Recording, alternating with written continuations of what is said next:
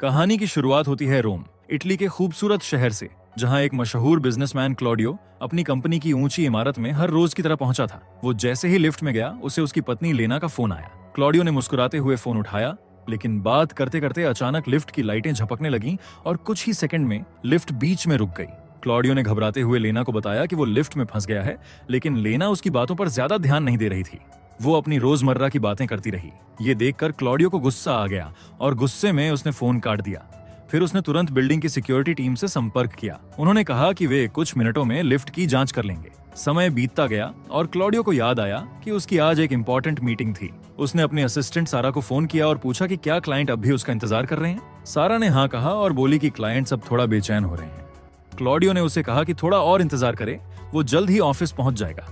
इसी बीच क्लॉडियो ने बाहर से किसी के कदमों की आवाज सुनी। उसने जोर से चिल्लाकर मदद मांगी, लेकिन उसकी आवाज का कोई जवाब नहीं आया। कुछ देर बाद सारा ने फिर फोन किया और कहा कि क्लाइंट बहुत नाराज हो रहे हैं। ये सुनकर क्लॉडियो का गुस्सा फूट पड़ा। उसने लिफ्ट के दरवाजे पर जोर जोर से मारना शुरू कर दिया।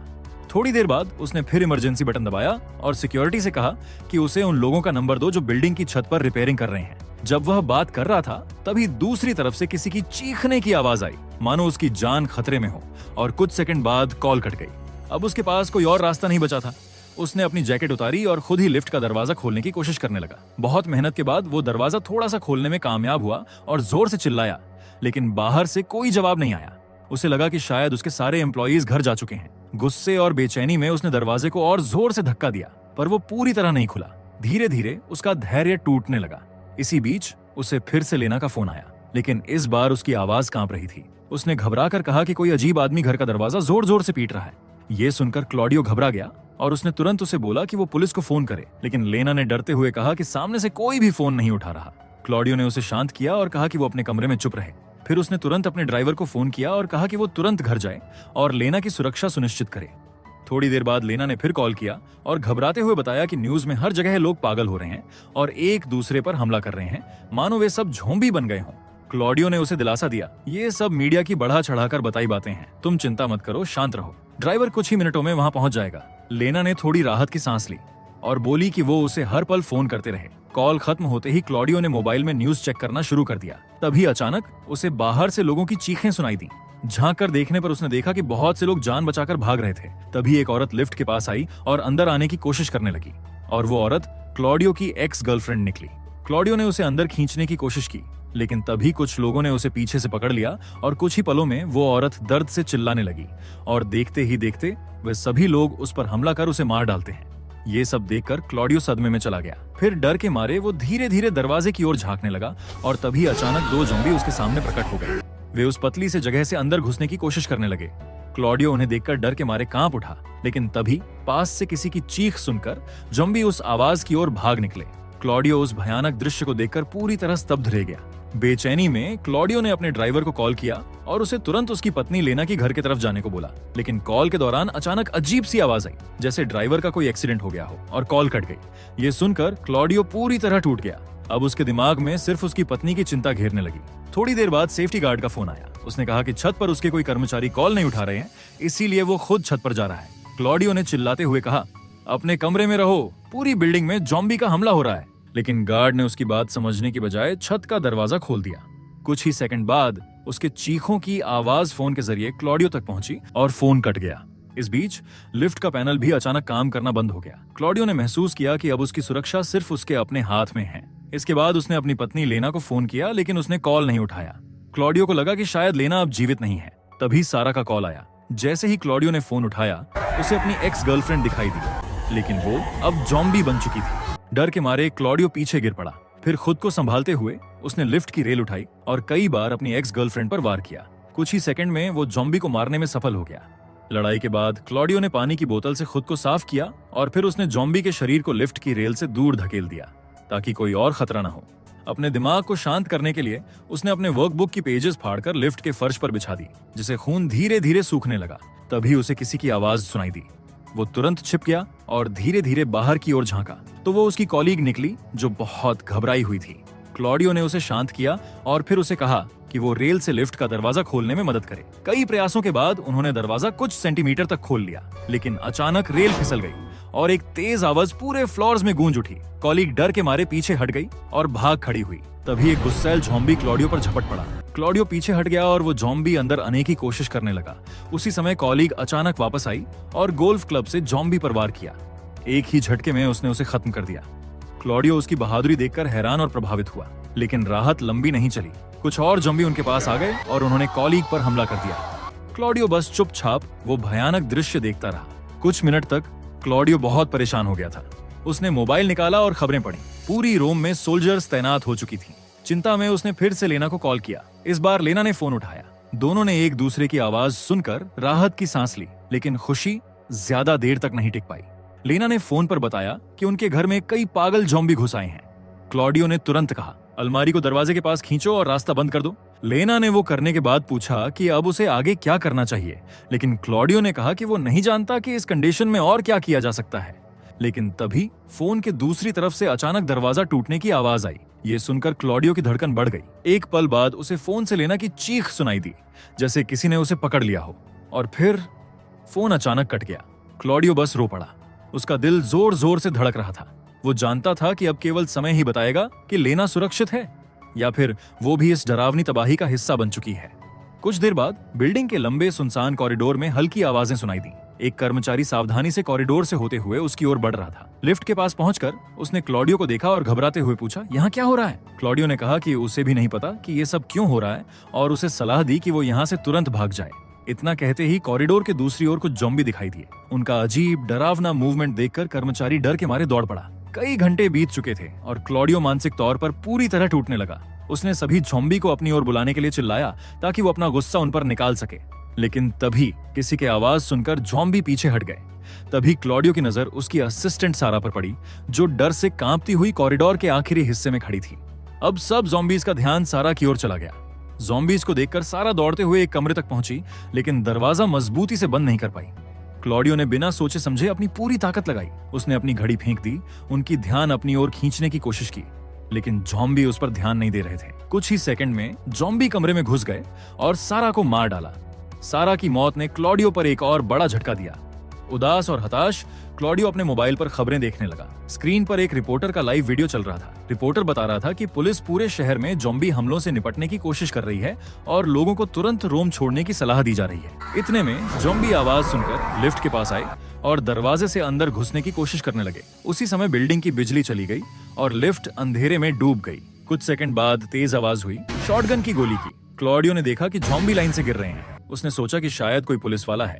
भय और उम्मीद में उसने जोर जोर से चिल्लाना शुरू किया। जल्द ही अंधेरे में एक एलीट सोल्जर दिखाई दिया। सोल्जर ने कहा कि उसने हेडक्वार्टर से संपर्क खो दिया है और उसकी टीम के सारे सदस्य मारे गए हैं। क्लॉडियो के दिल की धड़कन बढ़ गई, लेकिन उसे पहले कि वो कुछ कह पाता, उसने देखा कि एक ज़ॉम्बी उठ रहा है और सीधे सोल्जर की ओर बढ़ रहा है। उसने तुरंत सोल्जर को चेताया।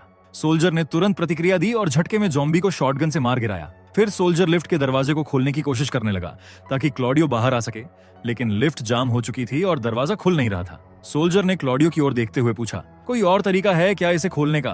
क्लॉडियो ने कहा, तुम्हें छत पर जाकर जनरेटर चालू करना होगा, तभी बिजली आएगी और लिफ्ट काम करेगी। फिर सोल्जर ने अपना नाम मार्सेलो बताया और क्लॉडियो को एक वॉकी टॉकी दी ताकि वो उसे रास्ता बता सके। साथ ही उसने क्लॉडियो को पिस्टल भी दी और उसके इस्तेमाल का तरीका समझाया। जैसे ही मार्सेलो चला गया, क्लॉडियो ने दूर से गोली की आवाजें सुनी और वॉकी टॉकी पर उसे पूछा कि क्या हो रहा है। मार्सेलो ने बताया कि रास्ते में उसे 4 ज़ॉम्बी मिले, लेकिन वो अब इस दुनिया में नहीं रहे। 9वीं मंजिल पर मार्सेलो ने बताया कि सीढ़ियों पर फर्नीचर रख दिया गया है, जिसे छत तक पहुंचना मुश्किल है। तब क्लॉडियो को याद आया कि 9वीं मंजिल पर अभी निर्माण कार्य चल रहा था और वहां बाहर अभी भी अस्थायी सीढ़ियां और डंडे लगे हो सकते हैं। मार्सेलो ने एक कमरे में जाकर वो प्लेटफॉर्म ढूंढ लिया और अब वो ज़ॉम्बी से भरे क्षेत्र को पार करने की तैयारी कर रहा था। कुछ ही समय बाद उसने छत का रास्ता ढूंढ लिया। क्लॉडियो ने उसे पहले हुए हमलों के बारे में चेताया और कहा कि दरवाजा खोलते समय बहुत सावधान रहे। फिर मार्सेलो आखिर में पावर पैनल तक पहुंच गया और उसने पूरी बिल्डिंग की बिजली चालू कर दी। जैसे ही लिफ्ट दोबारा सक्रिय हुई, क्लॉडियो ने देखा कि उसका दरवाजा अभी भी किसी चीज से अटका हुआ था। ये देखकर क्लॉडियो जिज्ञासु होकर अपने मोबाइल की टॉर्च चालू कर लिफ्ट के दरवाजे के आसपास देखने लगता है, लेकिन वो कुछ समझ पाता उसे पहले ही एक ज़ॉम्बी अचानक अंधेरे से निकलकर उस पर झपट पड़ा। क्लॉडियो डर के मारे पीछे हट गया और तुरंत अपनी बंदूक निकालकर फायर करने लगा।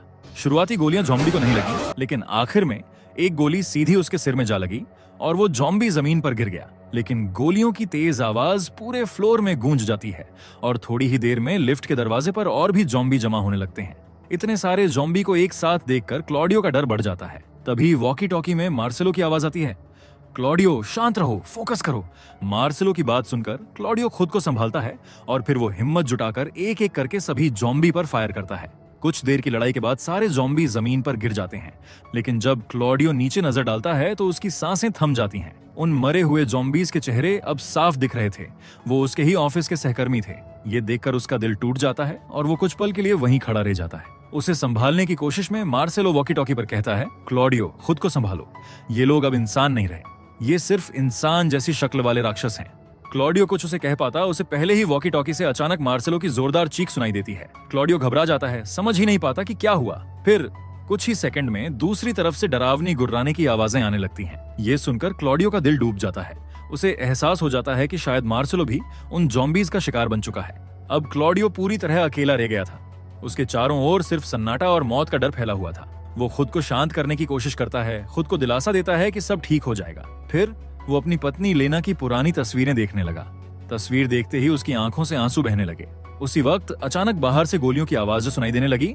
वे रेस्क्यू टीम थे जो बिल्डिंग के अंदर भाग रहे थे और ज़ॉम्बी पर गोलियां चला रहे थे। उम्मीद की एक किरण उसके दिल में जाग उठी। वो जोर से चिल्लाकर उन्हें पुकारने की कोशिश करने लगा, लेकिन गोलीबारी और शोर के बीच उसकी आवाज कोई नहीं सुन सका। रात होते होते क्लॉडियो का जीने का मन भी खत्म हो चुका था। वो थक चुका था, शारीरिक रूप से भी और मानसिक रूप से भी। उसे लगा अब सब खत्म हो गया है, अब कोई रास्ता नहीं बचा।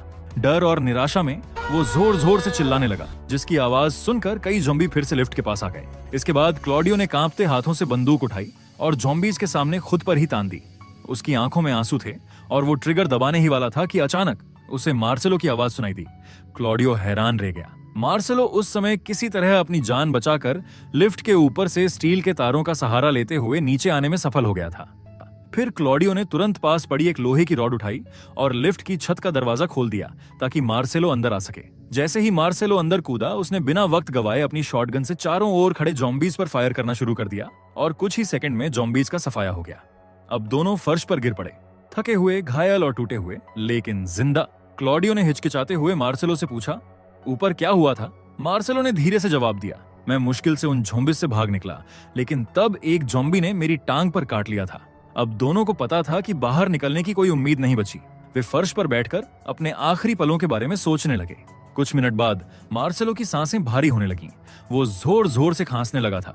फिर उसने कमजोर लेकिन साफ आवाज में कहा, मुझे थोड़ी देर लेटने दो, और सुनो, जब मैं बेहोश हो जाऊं तो 2 गोली मेरे सिर में मार देना। क्लॉडियो ने मना कर दिया, लेकिन मार्सेलो ने सीरियस आवाज में कहा, अगर तुमने नहीं किया तो मैं खुद कर लूंगा। क्लॉडियो मार्सेलो की हालत देखकर टूट गया। उसने सोल्जर को रोकने की कोशिश की, लेकिन मार्सेलो अब खुद पर काबू खो रहा था। उसने अचानक क्लॉडियो को जोर से धक्का दिया और गुस्से में उसके चेहरे पर मुक्का मार दिया। इतनी कोशिश और तनाव के बाद मार्सेलो और कमजोर हो गया और उसने अपनी लड़ाई छोड़ दी। कुछ घंटे बाद पूरा शहर सुनसान हो गया। रोम की लगभग पूरी आबादी को डरावने ज़ॉम्बी मार चुके थे। लिफ्ट में मार्सेलो की हालत लगातार बिगड़ती चली गई। क्लॉडियो ने देखा कि उसका दोस्त अब पूरी तरह संक्रमित हो गया था। उसका रंग बदल चुका था, आंखें लाल हो गई थीं और शरीर में ज्यादा नियंत्रण नहीं बचा था। अचानक मार्सेलो के घाव से पस निकलने लगा और उसका शरीर पूरी तरह बदलने लगा। अब वो पूरी तरह ज़ॉम्बी बन चुका था। बिना किसी चेतावनी के उसने झटके में क्लॉडियो को पकड़ लिया। डर के मारे क्लॉडियो ने गलती से अपनी टांग में गोली मार ली। फिर उसने खुद को संभाला और मार्सेलो पर गोली चलाई, जिसे वो पीछे हट गया। स्थिति सीरियस थी, इसलिए क्लॉडियो ने अंतिम उपाय के तौर पर मार्सेलो के सिर पर गोली मार दी। इसके बाद क्लॉडियो ने अपनी टाई का इस्तेमाल करके टांग पर टॉर्निकेट बनाया और खून रोक लिया, लेकिन अब उसकी पिस्तौल में गोली खत्म हो गई थी। उसने मार्सेलो की शॉटगन उठाई और ज़ॉम्बियों का सामना किया, लेकिन शॉटगन के रिकॉइल से वो दीवार से टकरा गया और बेहोश हो गया। सुबह होते होते क्लॉडियो लोगों की गोलियों की आवाज सुनकर जागा। इस बार उसने मदद के लिए नहीं चिल्लाया, बस चुपचाप कॉरिडोर की ओर देखता रहा। तभी उसका मोबाइल बजा। उसे अननोन नंबर से कॉल आया। जब उसने उठाया तो उसकी पत्नी लेना की आवाज सुनाई दी। लेना ने बताया कि उसे सोल्जरों ने बचाया था। क्लॉडियो उसकी आवाज सुनकर बहुत भावुक हो गया, लेकिन बात करते करते मोबाइल की बैटरी खत्म हो गई और कॉल कट गई। अब क्लॉडियो के अंदर फिर से जीने की चाह जाग उठी। इसके बाद क्लॉडियो ने रेल से लिफ्ट का दरवाजा फिर से खोलने की कोशिश की। फिर वह मार्सेलो के शरीर पर चढ़ा और उसने वो चीज देख ली जिसने उसे लिफ्ट में फंसा रखा था। फिर उसने वो चीज हटा दी। अब वह आखिर में आजाद हो गया। अपने उपकरण तैयार करके क्लॉडियो बाहर निकला। बिल्डिंग के कॉरिडोर में उसने उन सभी मरे हुए लोगों को देखा जिन्हें उसने मार दिया था। चलते चलते उसने देखा कि एक ज़ॉम्बी अभी भी जिंदा था। लेकिन उसके पैरों को काट दिया गया था। शॉटगन में गोली ना होने के कारण उसने अपने पैरों से उस ज़ॉम्बी को मारकर खत्म किया। बाहर निकलते ही वो शहर के विनाश को देखकर दंग रह गया। चलते चलते उसने देखा कि ज़ॉम्बी के पास खाना पड़ा था। जैसे ही उसने उठाने की कोशिश की, उसने महसूस किया कि वो ज़ॉम्बी अभी भी जीवित थी। ये देखकर वो धीरे धीरे पीछे हटने लगा। उसी समय किसी ने उस ज़ॉम्बी पर गोली चला दी। क्लॉडियो ने आसपास के खंडहर शहर को देखा और खुशी से उछला। उसने देखा कि हर तरफ सोल्जर्स थे। उसने अपने जगह का इशारा किया और राहत की सांस ली, ये सोचकर कि अब वो अपनी पत्नी को फिर से देख सकेगा। और इसी के साथ ये मूवी यही खत्म होती है। अगर आपको एक्सप्लेनेशन अच्छा लगा हो तो वीडियो को लाइक और कमेंट जरूर करें। ऐसी ही और मजेदार और अनोखी कहानियों के लिए चैनल को सब्सक्राइब करना ना भूलें।